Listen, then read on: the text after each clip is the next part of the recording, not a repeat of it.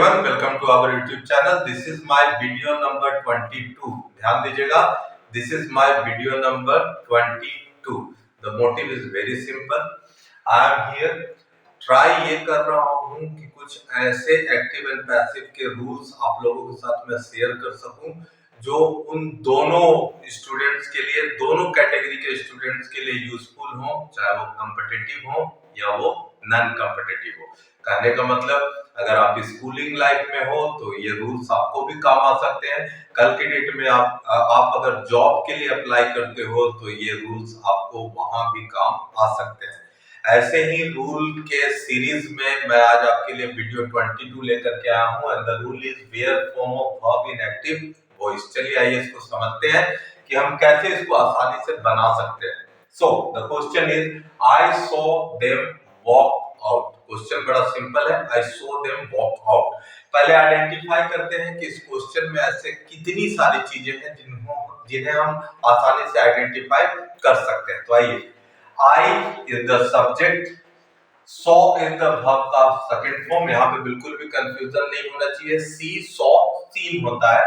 them is the object and walk out, इसे as it is छोड़ दीजिए। कहने का मतलब है I saw them walk out में हमने इतना तो आइडेंटिफाई कर दिया। I सब्जेक्ट था, saw V2 था and them ऑब्जेक्ट था। अब जब हमें इस क्वेश्चन का आंसर क्रिएट करना है, आइए देखिए कितनी आसानी से हो सकता है। So this object will become subject. यहां तक तो हमने कर लिया।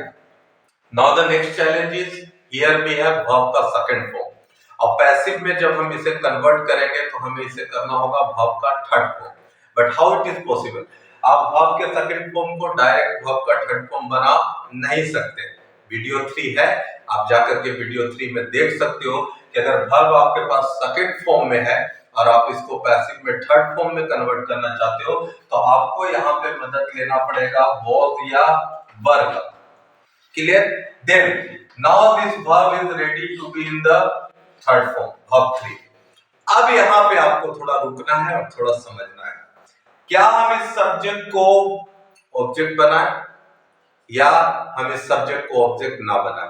तो सिंपल है, सिंपली वे में ही समझ लीजिए, आपको इस सब्जेक्ट को यहीं पे छोड़ देना है। मतलब इस सब्जेक्ट को आपको ऑब्जेक्ट नहीं बनाना है। इसकी जगह पे आपको यहाँ पे एक प्रीपोजिशन लेना है to and then this walk out will remain as walk out. Your answer is ready. Very simply, मैंने कुछ भी नहीं किया, ऑब्जेक्ट को सब्जेक्ट बनाया, वर्ब 2 को वर्ब 3 में ले जाने के लिए was verb लिया, इस सब्जेक्ट को मैंने यहीं पे छोड़ दिया, टू लिया और सेम इस वॉक आउट को एज इट इज मैंने मेंशन कर दिया।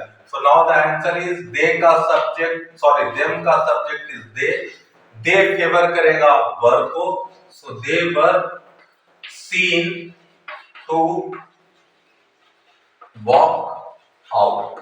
देखिए पर्पस बहुत सिंपल है, आप बहुत ही इजीली समझ सकते हैं। छोटी चेंजेस करके, बहुत ही छोटी छोटी चेंजेस करके एक रूल से नए रूल को जन्म दिया जाता है। वैसे ही आप आंसर में भी छोटी छोटी चेंजेस करके उस नए रूल के लिए नया आंसर प्रिपेयर कर सकते हैं। तो हमारे साथ बने रहिए। आने वाले समय में ये एक बहुत ही इंटरेस्टिंग जर्नी है जिसका डेस्टिनेशन बहुत ही ज्यादा इंटरेस्टिंग है, क्योंकि ये आपको इंटीग्रेटेड ग्रामर की दुनिया में लेकर के जाएगा। और जो इंटीग्रेटेड ग्रामर बनाने में आपको किसी भी तरह का कंफ्यूजन होता है तो बिल्कुल आपको आपका आंसर ट्रांसपेरेंट दिखेगा। ये मेरा प्रॉमिस है आप सभी से कि आप इंटीग्रेटेड ग्रामर में एक भी मार्क्स की गलती करके नहीं आओगे। और अगर आप एक नॉन कॉम्पिटिटिव स्टूडेंट्स हो, मतलब जॉब के लिए अप्लाई करते हो, एक कैंडिडेट हो, जाकर के एंट्रेंस एग्जाम दिलाते हो, तो वहां भी अगर आपको कोई एक्टिव और पैसिव से रिलेटेड क्वेश्चन मिलता है तो आपको मार्क्स गंवाने की जरूरत नहीं है। तो ऐसे ही वीडियोस के लिए हमारे साथ बने रहिए। Thank you.